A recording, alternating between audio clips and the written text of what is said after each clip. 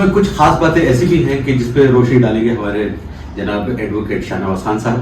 तो हम आपसे बात करते हैं आपकी हिस्ट्री से मेरी जी, क्योंकि आप भी भोपाल की हिस्ट्री से जुड़े हुए हैं और बड़ी मजेदार चीजें पता चलती हैं आपसे भी, क्योंकि सारे हिस्ट्रियन जो है ये कुछ नई ऐसी बातें बताते हैं जो शायद मुझे भी नहीं मालूम होती।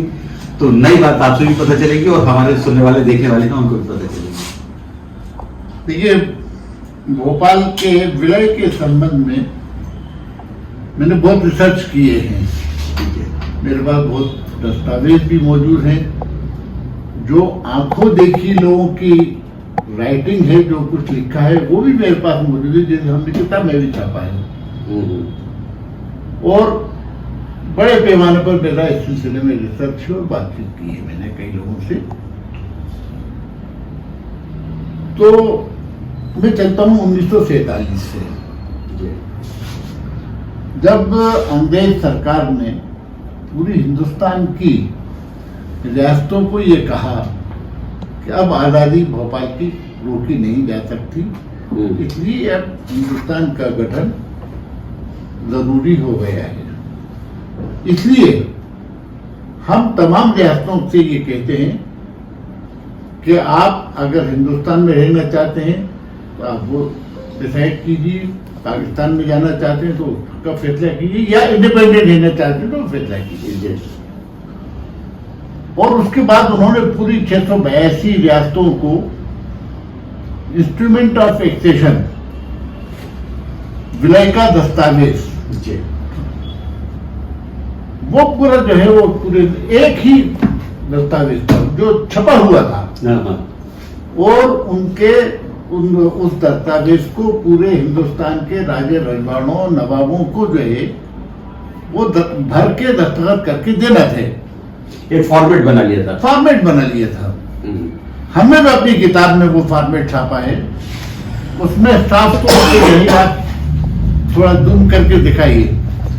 ये छपा हुआ है कहाँ? ये छपा हुआ है और नवाब भोपाल ने जो है जो उस पे जो है कुछ भरा है, उस पे लिखा है जो नवाब भोपाल का नाम वगैरह उन्होंने अपने हाथ से लिखा है। और ये दस्तावेज हमने जो है नेशनल आर्काइव ऑफ इंडिया से हासिल किया। ये हमारा खुद का नहीं है, इस पे नेशनल आर्काइव की सील मौजूद है। तो ये दस्तावेज जो है और इसके साथ स्टैंड स्टिल एग्रीमेंट, आप जहां वहीं खड़े रहिएगा, आपको यथास्थिति बनाए रखिएगा। स्टैंड स्टिल का मतलब ही ये है।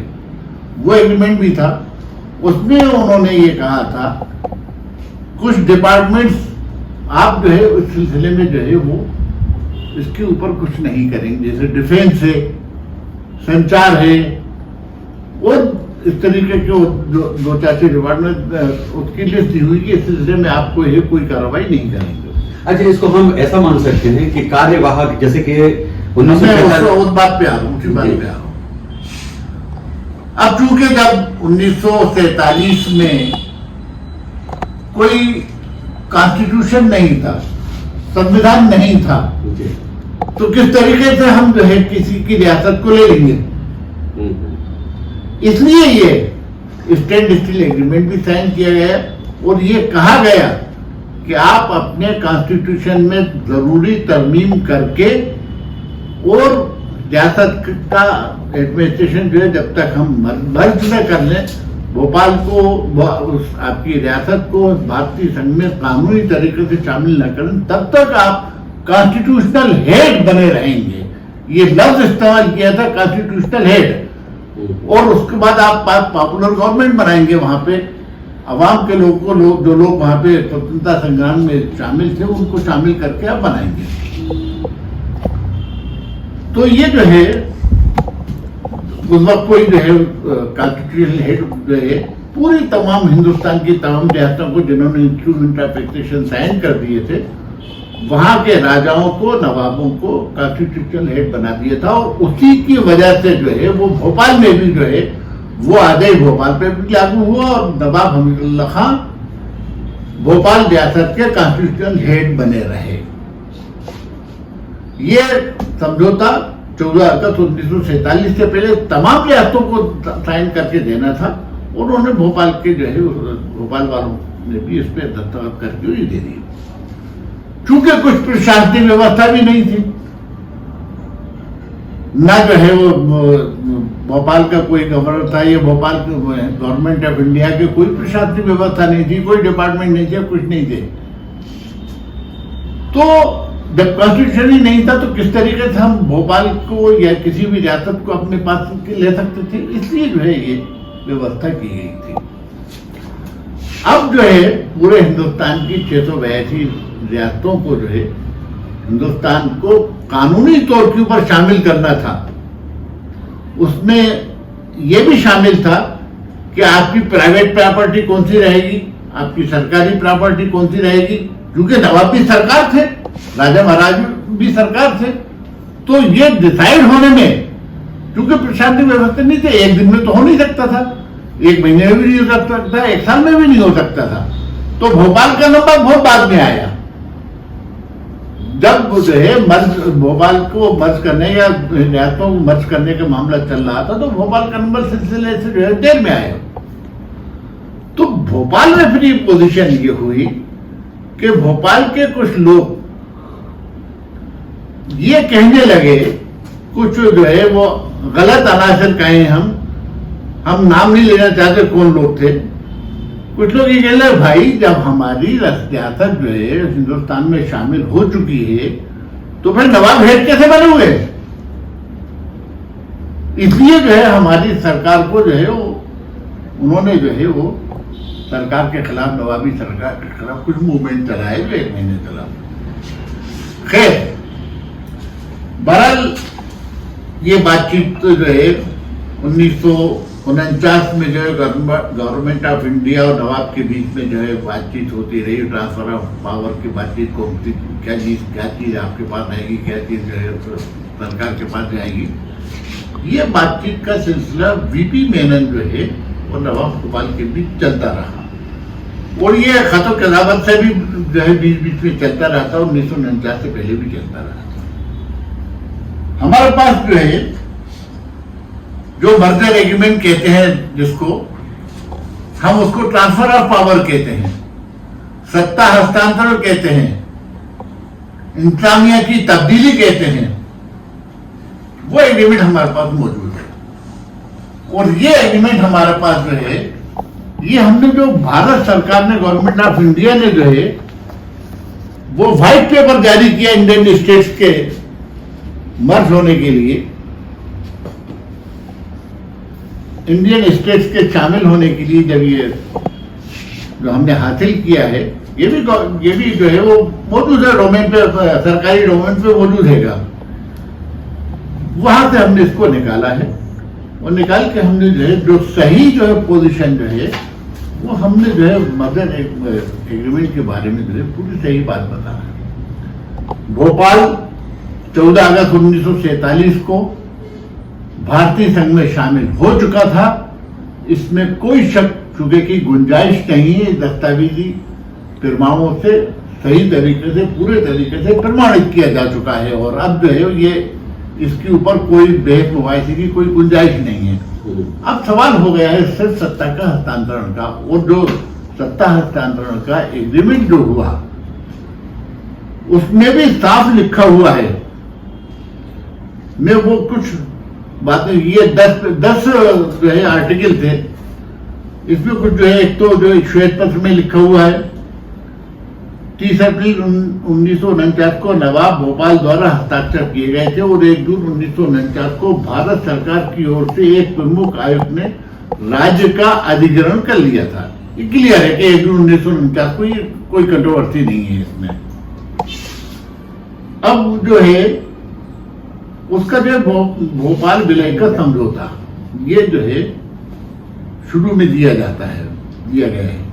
इसके जो है इंट्रो में कहें, हम इंट्रो में लिखा है अलग तरीके से, मैंने हाईलाइट किया है इसको, हिंदी में भी अंग्रेजी में भी मेरे पास दोनों मौजूद हैं।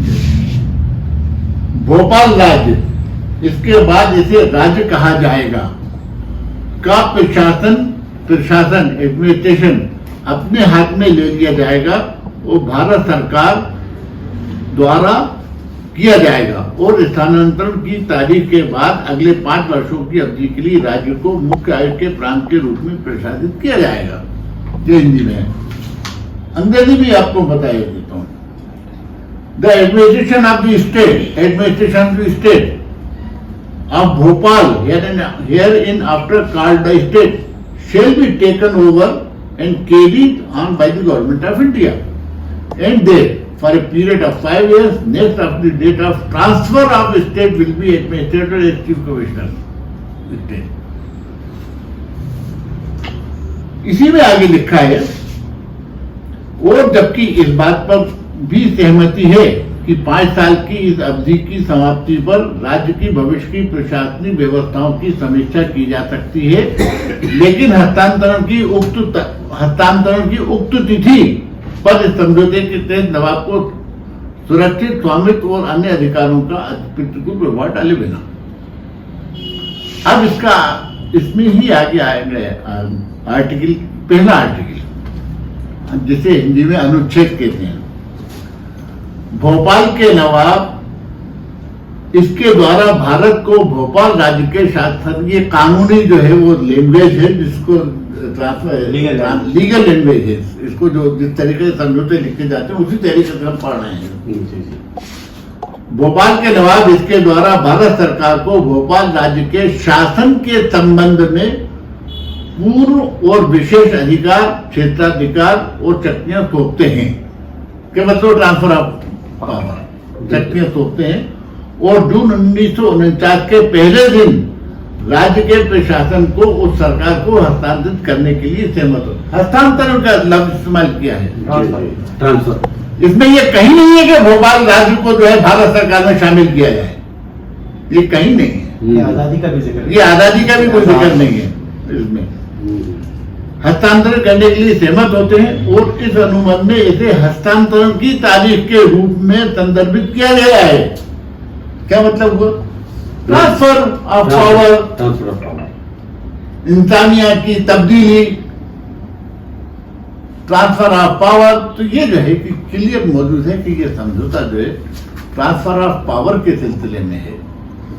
और भोपाल में कुछ अनासिर, कुछ लोग जो है ये अनुच्छेद जब मर्जर एग्रीमेंट पेश करते हैं तो ये जो अनुच्छेद 1 तक का जो ऊपर तक लिखा हुआ है इसको गायब कर देते हैं। ये कहीं नहीं दिया है उसमें, ये अनुच्छेद 1 भी नहीं छापा उन्होंने, पूरे जो है कहा कि 9 जो है शर्तें 9 शर्तें जो है इसमें मौजूद है। ये डॉक्यूमेंट वकील साहब के पास है, जिसको देखना है वो इनके ऑफिस में आके इसको देख सकते हैं। बिल्कुल। और मेरा ख्याल है टोटल 10 अनुच्छेद है, 10 अनुच्छेद है। और पहले अनुच्छेद में लिखा है कि ट्रांसफर ऑफ पावर किया जाता है हर साल। और यह है कि जो भी इंफॉर्मेशन चाहिए, जिसको भी शौक है, वो जरूर आके मिलेगा। तो मेरा ख्याल है कि इस एपिसोड में जितनी बात हमें कहना चाहिए थी, समय की बाउंड्री में रहते हुए, समय की पाबंदी में रहते हुए हमने वो बात कही है। अगले एपिसोड में फिर हम जारी रखेंगे भोपाल रियासत के एपिसोड को। तो आप इजाजत दीजिए। जय हिंद।